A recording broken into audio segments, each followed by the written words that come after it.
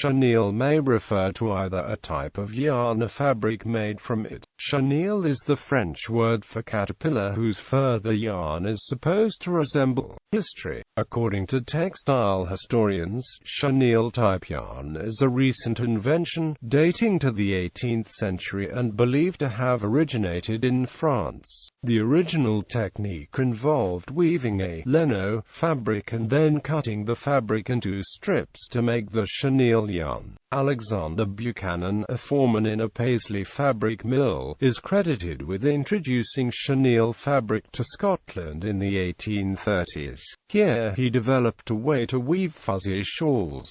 Tufts of colored wool were woven together into a blanket that was then cut into strips. They were treated by heating rollers in order to create the frizz. This resulted in a very soft, fuzzy fabric named chenille. Another Paisley shawl manufacturer went on to further develop the technique. James Templeton and William Quigley worked to refine this process while working on imitation Oriental rugs. The intricate patterns used to be difficult to reproduce by automation, but this technique solved that issue. These men patented the process, but Quigley soon sold out his interest. Templeton then went on to open a successful carpet company that became a leading manufacturer throughout the 19th and 20th centuries. In the 1920s and 1930s, Dalton in northwest Georgia became the tufted bedspread capital of the U.S. thanks to Catherine Evans, who initially revived the handcraft technique. In the 1890s, hand-tufted bedspreads with an embroidered appearance became increasingly popular and were referred to as chenille, a term which stuck.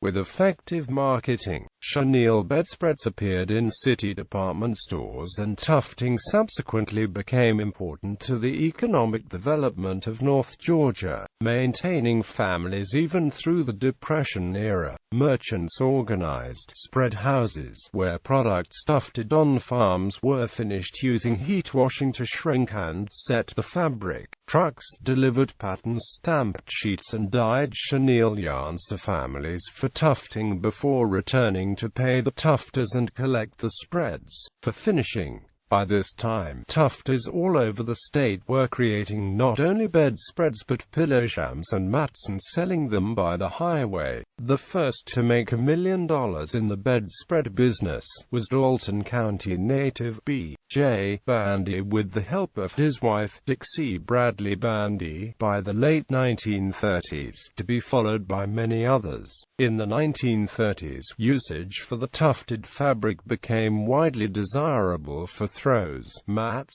bedspreads, and carpets, but not as yet apparel. Companies shifted handwork from the farms into factories for greater control and productivity, encouraged as they were to pursue centralized production by the wage and hour provisions of the National Recovery Administration's tufted bedspread code. With the trend towards mechanization, adapted sewing machines were used to insert raised yarn tufts. Chenille became popularized for apparel again with commercial production in the 1970s. Standards of industrial production were not introduced until the 1990s, when the Chenille International Manufacturers Association was formed with the mission to improve and develop the manufacturing processes. For the 1970s, each machine had made 2 chenille yarns straight onto bobbins. A machine could have over 100 spindles. Giza was one of the first major machine manufacturers. Giza acquired it.Eco Company in 2010, integrating the chenille yarn electronic quality control directly on the machine. Chenille fabrics are also often used in letterman jackets, also known as varsity jackets, for the letter patches. Description: the chenille yarn is manufactured by placing short lengths of yarn, called the pile, between 2 core yarns, and then twisting the yarn together. The edges of these piles then stand at right angles to the yarn's core, giving chenille both its softness and its characteristic look. Chenille will look different in one direction compared to another, as the fibers catch the light differently. Chenille can appear iridescent without actually using iridescent fibers. The yarn is commonly manufactured from cotton, but can also be made using acrylic, rayon and olefin improvements. One of the problems with chenille yarns is that the tufts can work loose and create bare fabric. This was resolved by using a low-melt nylon in the core of the yarn and then autoclaving the hanks of yarn to set the pile in place.